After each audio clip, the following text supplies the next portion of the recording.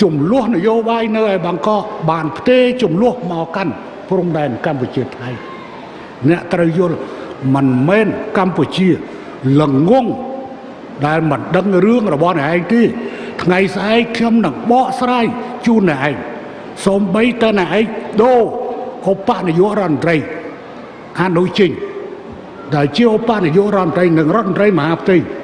còn này pram mà khiêm đây này xóm bấy tên kia là bọn này có bót là hơi tao chỉ muốn khiêm này hiên có bót đi cho bác chỉ hiên có bót ngày tí đọc pram này tới trăm bàn pram ta mà nôm nữa thà đô an đối trình tránh vì răn rây mà hạp tì đảm bay gió cả xuống máu ơi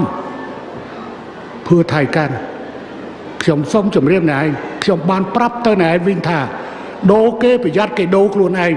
hai này rong cha mơ thôi nơi lát phò hai phần sân ba này anh và hơn khi ông nâng liệt ta đang tặng on nơi à bay đây này anh dưới cho mỗi công rót tặng cá mát sát là bọn này trong ai như dưới chân hỏi côn là bọn này phải đáy côn là bọn này đó đáy côn là bọn này này còn miết côn thưa này vô rằm rầy ai không còn miết côn thưa này vô rằm rầy phần tay này không con phon trở lòng ở sau chỉ môi nâng hôn sen không phon trở lòng không tờ tua không hót miên chùm bẹ con thầy sông bay bay môi chiết rửa môi phần tay rửa bọc cô cứ át thì không hót miên chụp bẹ con là na thế bẹ con thầy đi phần tay buộc trong này chụp bẹ con không mình tia giật con điแต่ไว้เดี๋ยวខ្ញុំចង់បានគឺតំណែងតំណងស្មារតីគ្មានការឈ្លានពានគ្នាគ្មានការជឿជាក់គ្នាតែប៉ុណ្ណឹងទេតែណែយល់ទេហើយបើណែចង់បានបន្ថែមណែឆ្លើយតបយុគនឹងដើម្បីខ្ញុំប្រមូលព័ត៌មានហើយខ្ញុំវាយមកចានចេញនៅថ្ងៃស្អែកខ្ញុំអាចពជាពេលធ្វើដំណើរទៅទីក្រុងភ្នំពេញដើម្បីខ្ញុំនិយាយខ្ញុំអាចយកពេល4ទៅ5ម៉ោងដើម្បីនឹងនិយាយរឿងនេះហើយផ្សាយបន្តតែម្ដងហើយថ្ងៃនេះខ្ញុំគ្រាន់តែបញ្ចេញបន្តិចដើម្បីរងចាំមើលនៅឯប្រតិកម្មយ៉ាងម៉េចយុគនេះខ្ញុំសូមជម្រាបថាណែឯងបានមកស្នាក់នៅផ្ទះខ្ញុំរស់នៅផ្ទះខ្ញុំហើយណែឯងបានពឹកពាក់អ្វីខ្លះណែឯងនិយាយជាមួយខ្ញុំអ្វីខ្លះសូមបីតែជន់ជាតិរបស់ណែឯងក៏ណែឯងក្បត់អញ្ចឹងណែឯងមិនខ្លាចក្បត់ជាមួយខ្ញុំទេខ្ញុំយល់រឿងនេះព្រោះរឿងវាបានកើតឡើងអញ្ចឹងណាណែឯងគួរតែបដៅកូនរបស់ណែឯងទៅហើយកូនស្រីរបស់ណែឯងគួរតែត្រូវបានគេហៅថាត្រូវបានកុំប្រមាថអ្នកដទៃកុំប្រមាថអ្នកដទៃប៉ុន្តែអ្វីដែលវាបានកើ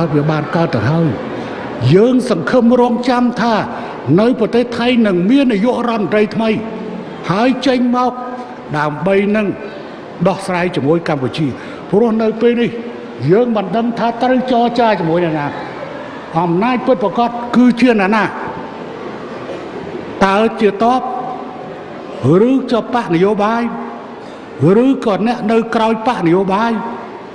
ឬក៏ជានាយករដ្ឋមន្ត្រីវាអត់ដឹងថាណាជាអ្នកមានអំណាចពិតប្រាកដវាលំបាកណាស់ហើយយើងក៏អាចយល់ដឹងបានថាគឺលុះត្រាតែមាននាយករដ្ឋមន្ត្រីថ្មីចូលកាន់តំណែងអ្នកនោះអាចនឹងមានសុខចិត្តដោះស្រាយជាមួយនឹងកម្ពុជាមិនមើលទៅថៃជាសត្រូវនោះទេយើងគ្រាន់តែចាត់ទុកថាពួកជ្រុលនិយមមួយក្រុមដោយរយទៅដោយកងទ័ពខ្លះនិងអ្នកនយោបាយខ្លះតែប៉ុណ្ណោះយើងមិនប៉ះពាល់មិនថាអាវក្រហមមិនថាអាវលឿងមិនថាអាវសម្រុះពណ៌ទេយើងធ្វើការគ្រប់ជាមួយតួអង្គទាំងអស់ដែលចូលមកគ្រប់គ្រងប្រទេសថៃយើងមិនរំពឹងថាគាំទ្របកនេះបកនោះយើងមិនដែលធ្វើកិច្ចការងារនោះទេត្រង់តែឯងពឹងពាក់ខ្ញុំយ៉ាងម៉េចសុំខ្ញុំពិគ្រោះយោបល់យ៉ាងម៉េចខ្ញុំមានធ្វើបើសិនជាអ្នកឯងចង់ឲ្យខ្ញុំបញ្ចេញនៅថ្ងៃស្អែក ខ្ញុំក៏នឹងបញ្ចេញនៅថ្ងៃចែកអំពីអ្វីខ្លះដែលអ្នកឯងបានធ្វើជាមួយខ្ញុំហើយបានប្រាប់ខ្ញុំរាប់ទាំងការប្រមាថព្រះមហាក្សត្ររបស់អ្នកឯងអានឹងខ្ញុំគ្រាន់តែជូនសារប៉ុណ្ណឹងទេជូនសារប៉ុណ្ណឹង